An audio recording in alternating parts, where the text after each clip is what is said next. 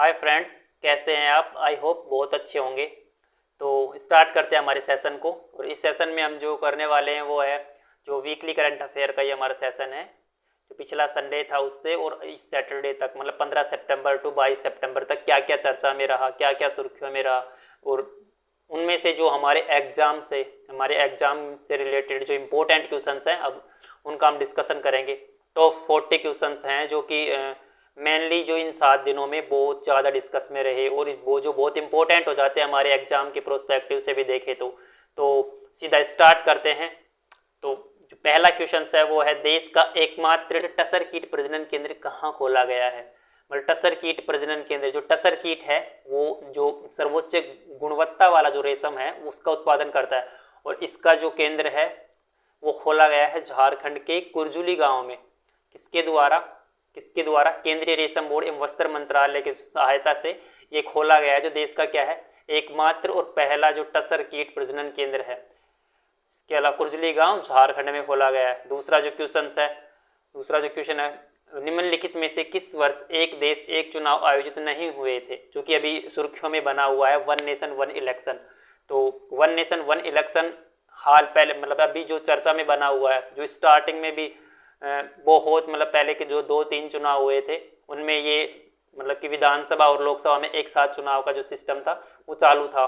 तो ये इन ऑप्शंस में बताना है कि किस ईयर में ये चुनाव नहीं हुए थे, क्योंकि 1952 में जो पहले चुनाव हुए थे उनमें तो एक साथ चुनाव हुए थे, मतलब वन नेशन वन इलेक्शन का कंसेप्ट था।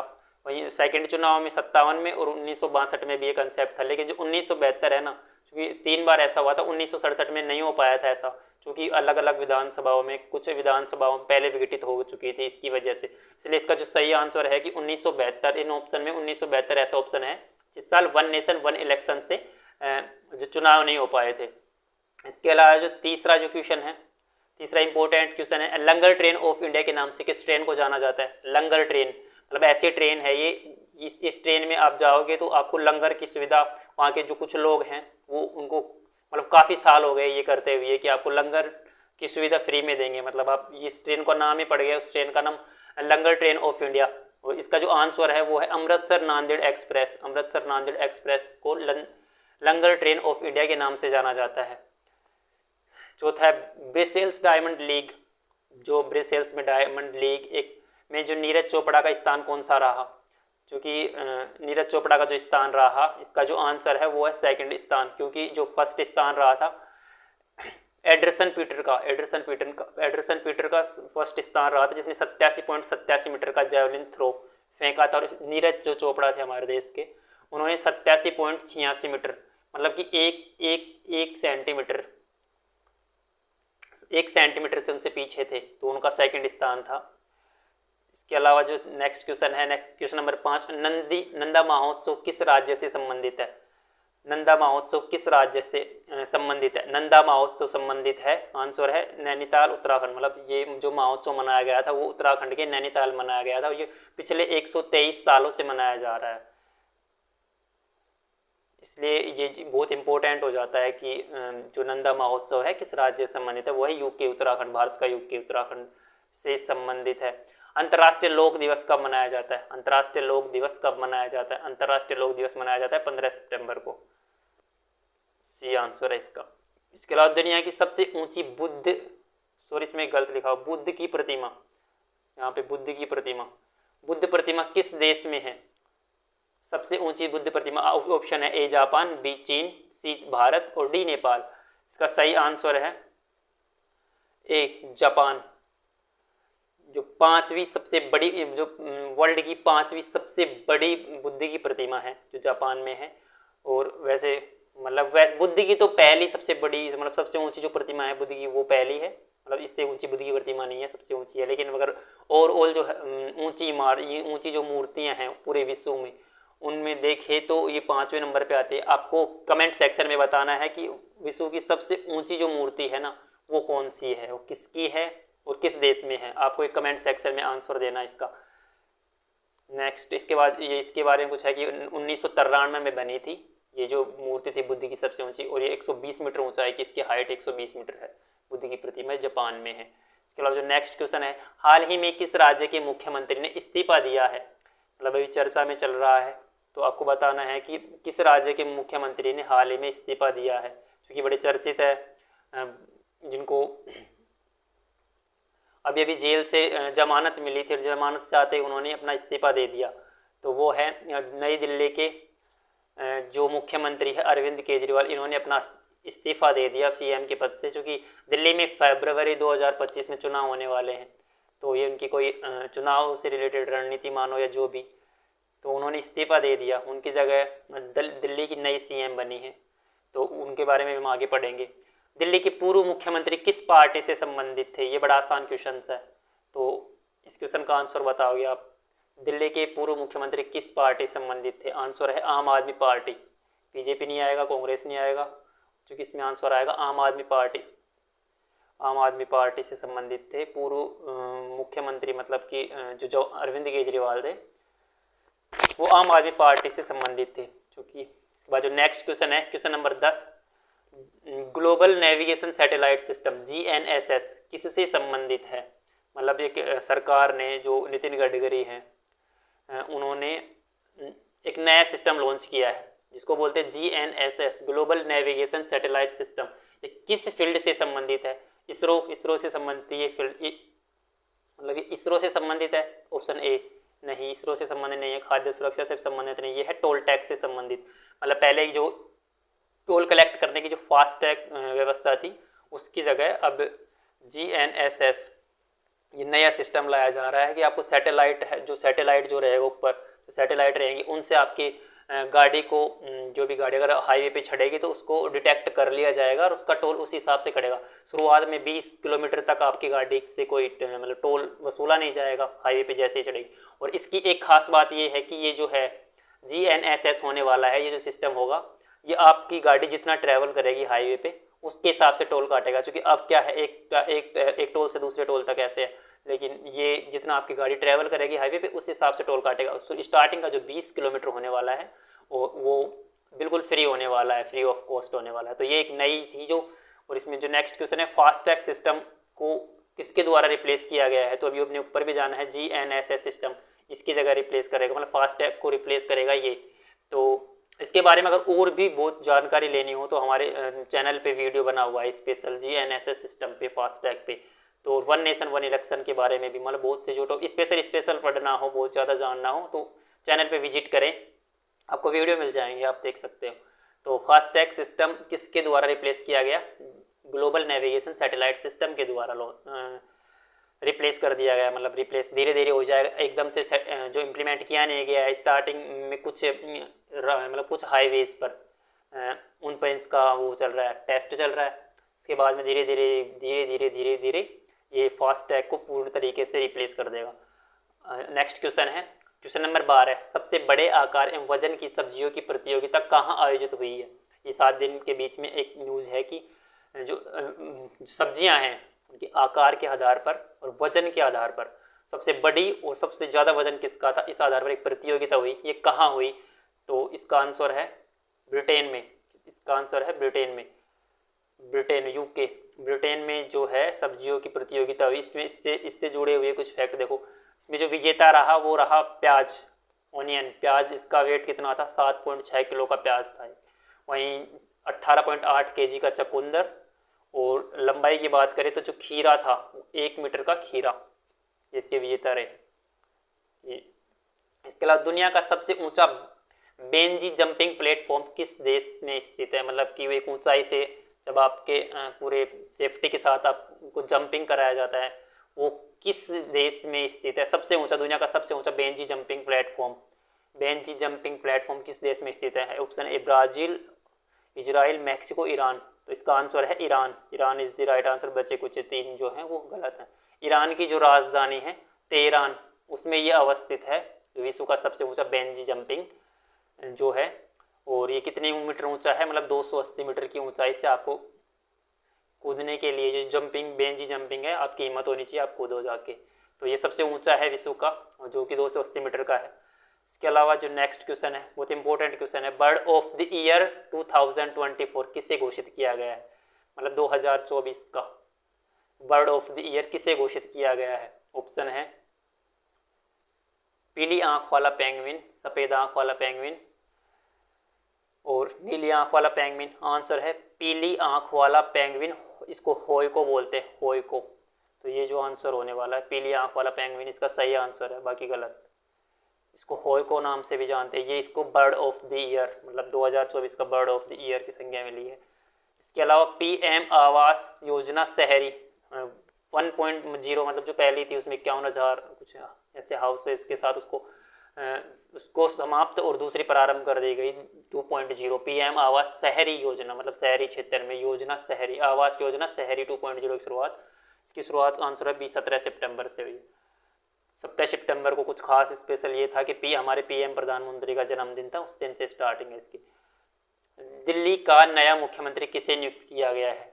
क्योंकि हमने पढ़ा ऊपर कि दिल्ली के जो पीएम है सीएम है उन्होंने इस्तीफा दे दिया, तो उसकी जगह कौन आया है? इसकी जगह आई है आतिशी मरलेना, जो कि उसी आम आदमी पार्टी से संबंधित है। आतिशी मरलेना, क्योंकि आतिशी मरलेना मतलब महिला जो सीएम है वो दिल्ली की तीसरी महिला सीएम है। इसके अलावा आपको आंसर क्यों है कमेंट सेक्शन बताना है कि दिल्ली की पहली महिला जो मुख्यमंत्री थी वो कौन थी, कितने दिन तक रही थी। हॉकी एशिया चैंपियनशिप में भारत ने किसको मात दिया?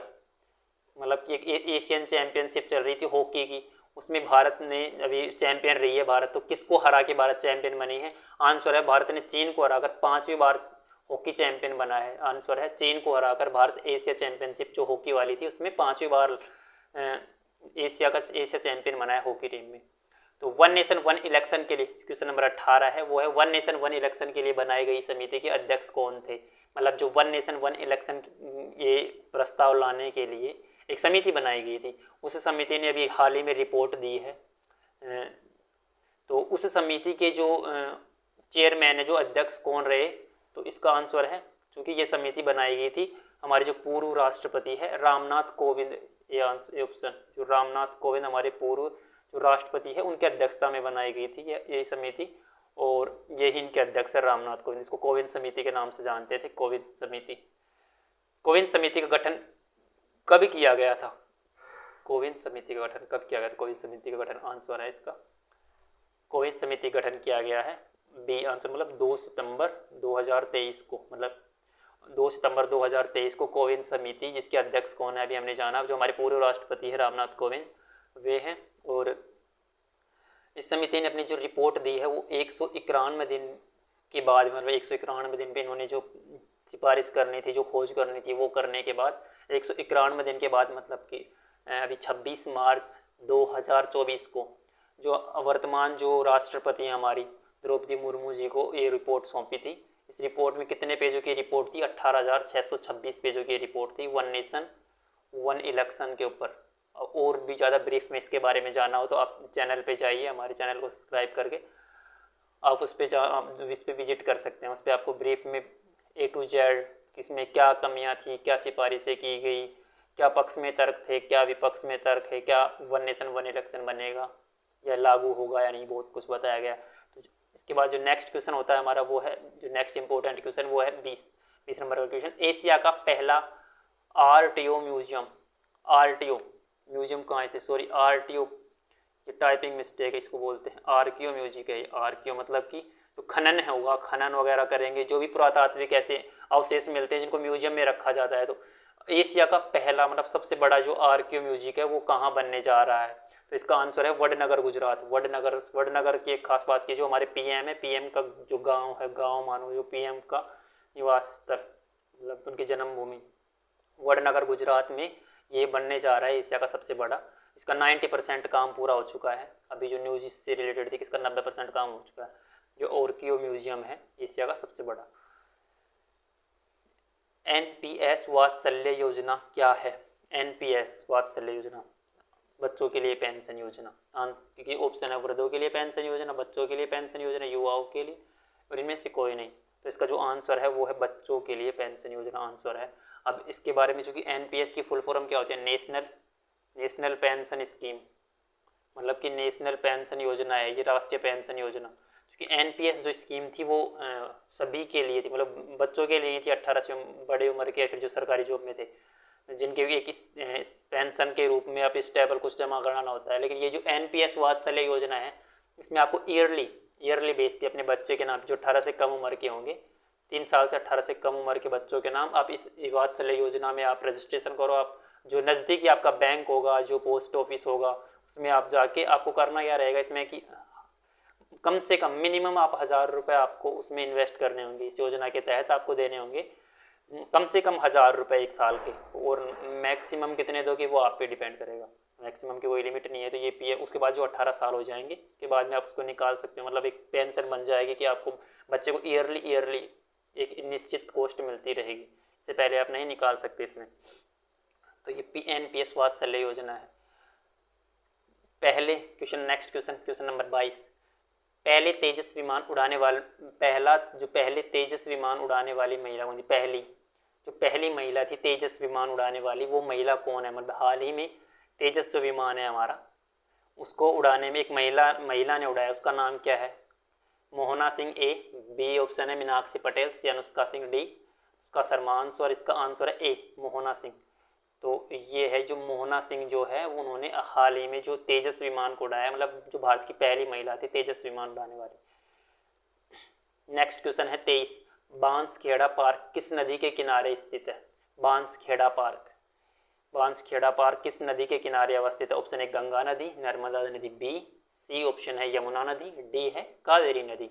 तो ये जो सही आंसर है वो होने वाला है यमुना नदी। यमुना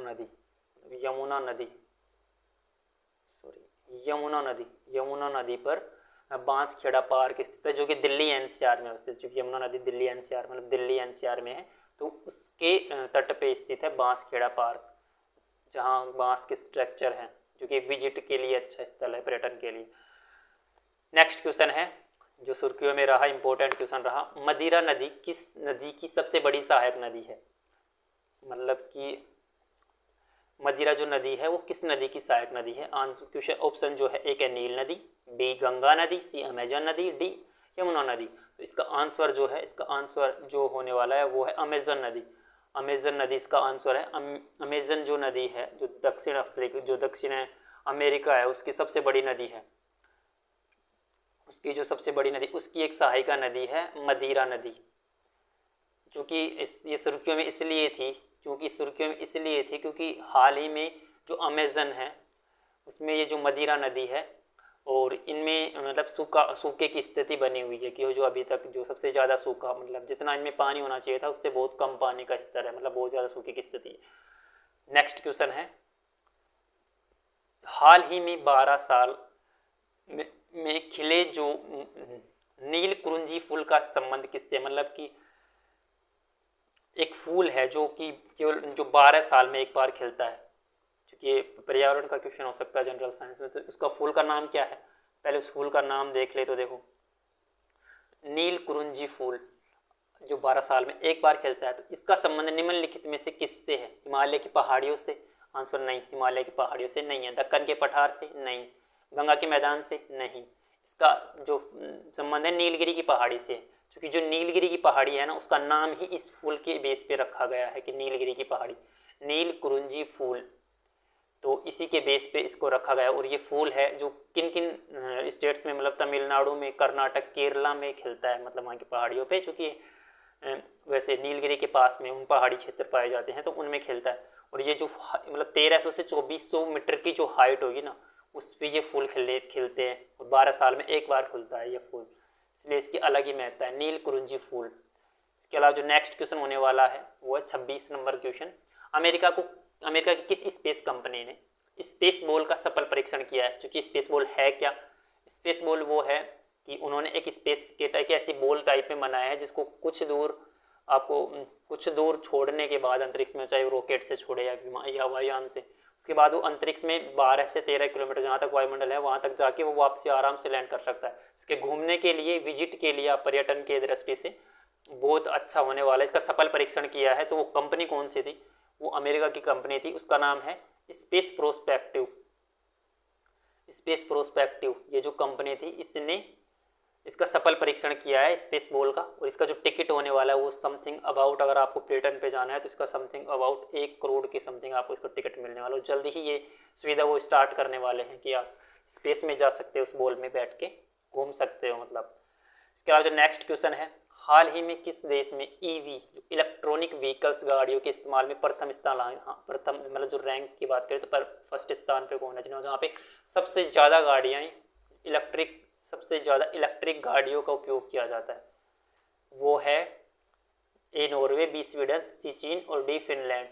तो आंसर है ए नॉर्वे, जहां प्रत्येक 10 में से 9 गाड़ियां आपको इलेक्ट्रिक गाड़ी मिलेगी। ऐसा किस लिए हुआ? क्योंकि वहां की सरकार ने इनको बहुत ज़्यादा प्रमोट किया, ग्रीन एनर्जी जिसको बोलेंगे, और इसके लिए उन्होंने चार्जर के जो पंप थे बहुत सारे बनाए, फ्री में चार्जर पंप उपलब्ध करवाए लोगों को। तो इसलिए वहाँ पे जो 90% जो कार अब जो अभी खरीदी जा रही हैं उनमें इलेक्ट्रॉनिक जो व्हीकल गाड़ियाँ हैं, मतलब हर 10 में से आपको 9 गाड़ी इलेक्ट्रॉनिक व्हीकल्स मिल जाएंगे, ईवी गाड़ीज मिल जाएंगी। तो नॉर्वे पहले स्थान पे, इसके बाद सिक्वेंस भी कि दूसरे नंबर पे कौन रहता है? स्वीडन है, तीसरे पे चाइना है, और इसके अलावा और अन्य देश है। भारत में अभी बहुत प्रोग्रेस की ज़रूरत है, भारत बहुत पीछे है इसमें इलेक्ट्रॉनिक गाड़ी, लेकिन ओवरऑल देखें तो पहले से बहुत बेस्ट है, लेकिन इतना अच्छा नहीं है। नेक्स्ट, दिल्ली की पहली महिला मुख्यमंत्री कौन थी? पहली महिला मुख्यमंत्री, क्योंकि कई दिन रोज ही सुर्खियों में है, ये टॉपिक रोज ही रहा है। तो दिल्ली की पहली महिला मुख्यमंत्री कौन थी? इसका आंसर आपको बताना, मैंने क्वेश्चन भी पूछा था, इसका आंसर है सुषमा स्वराज। सुषमा स्वराज दिल्ली की पहली महिला मुख्यमंत्री थी, और इन्होंने 52 दिन तक मुख्यमंत्री के पद पर रही थी ये। इसके अलावा आप जो सेकंड जो थी दूसरे नंबर पे थी वो शीला दीक्षित थी, जिन्होंने 15 साल तक दिल्ली का कार्यभार संभाला था सीएम के तौर पर। और अभी जो नई तीसरे नंबर पे जो बनी है महिला मुख्यमंत्री वो है अदिति मरलेना, ये तीसरे नंबर की मुख्यमंत्री है जो दिल्ली की महिला मुख्यमंत्री है, मतलब तीसरे नंबर की। तो एक नंबर पे कौन थे जो सबसे पहले महिला मुख्यमंत्री दिल्ली की? सुषमा स्वराज थी। इसके अलावा नेक्स्ट क्वेश्चन, अभी कॉलेजियम प्रणाली जो है उसको लेकर भी विवाद, मतलब बहुत सारे सवाल उठाए जा रहे हैं। अभी कॉलेज प्रणाली किससे संबंधित है, क्यों चर्चित है? आंसर बताना है आपको, किससे संबंधित है? कार्यपालिका से, न्यायपालिका से, विधायिका से, या किससे संबंधित है? तो इसका जो राइट आंसर है वो है न्यायपालिका। न्यायपालिका में जो जजेस की नियुक्ति, न्यायपालिका में न्यायाधीशों की नियुक्ति, चाहे वो हाई कोर्ट हो, चाहे राज्य के स्तर पर हाई कोर्ट हो, चाहे सुप्रीम कोर्ट हो, उनमें जो जजेस की नियुक्ति कॉलेजियम की सिफारिश पर होती है। तो ये न्यायपालिका से संबंधित है कॉलेजियम प्रणाली, जो हाल ही में चर्चा बनी हुई है। मिस अभी एक हाल ही में मिस इंडिया वर्ल्ड वाइड 2024, इसका खिताब किसने जीता है? तो इसका खिताब जीता है ध्रुव पटेल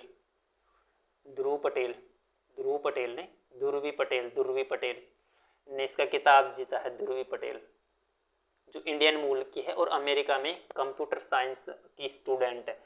जो ध्रुवी जो पटेल है, उन्होंने ये मिस इंडिया वर्ल्ड वाइड 2024 का खिताब जीता है। मिस इंडिया वर्ल्ड वाइड 2024 जो अमेरिका में दिया गया उसका खिताब जीता है।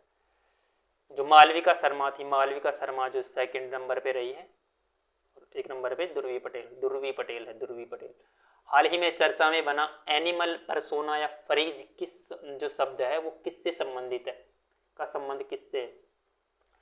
एक शब्द है एनिमल पर्सोना, फरीज या एनिमल पर्सोना, चूँकि ब्रिटेन जो है ना, ब्रिटेन में हाल ही में, मतलब ब्रिटेन और पहले भी ये चर्चित रहता है। कुछ लोग हैं ना अपने को क्या बताते हैं कि वे जानवर हैं, मतलब खुद को कैसे साबित कर देंगे कि मैं बिल्ली हूँ, मतलब कि उनमें जैसे सिम्टम्स होंगे, उनके जो बिहेवियर होगा उनसे पता चल जाता है कि वो जानवर की तरह बिहेव करते हैं। तो इसको एक्सेप्ट किया है कुछ स्कूलों ने।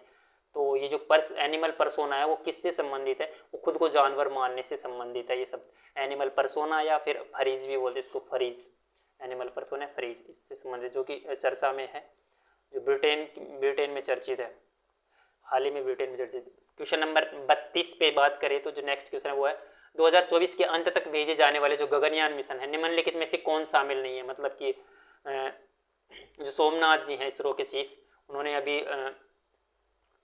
अभी जो एक ये घोषणा की है कि जो इस साल के अंत तक गगनयान जो हमारा जाना था वो उसके लिए तैयारी चल रही है, उसके भेजने के लिए। तो जो 4 जो एस्ट्रोनॉट भारत के उसमें जाएंगे, गगनयान में जाने वाले हैं, उनमें से 3 इसमें ऑप्शन में, एक आपको नहीं है, उसको छांटना है कि कौन नहीं है।